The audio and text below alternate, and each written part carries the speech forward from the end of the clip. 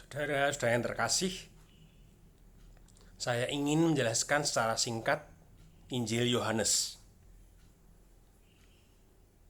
Injil Yohanes ditulis sekitar 25 tahun sesudah munculnya Injil Markus. Injil Yohanes dapat dibagi dalam dua bagian.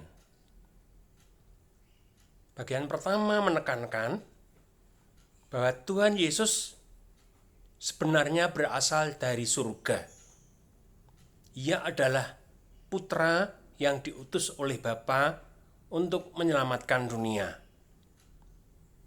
Dengan menjelma menjadi manusia dalam diri Tuhan Yesus Kristus yang dibesarkan di Nazaret.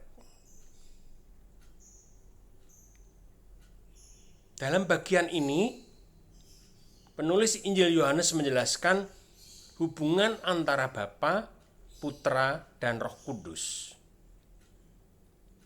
Putra adalah yang diutus oleh Bapa untuk menyelamatkan dunia. Roh Kudus adalah yang diutus oleh Bapa dan Putra untuk menjiwai dan mendampingi murid-murid Tuhan Yesus. Bagian kedua menggambarkan bahwa Tuhan Yesus Kristus kembali kepada Bapa, terutama melalui salib.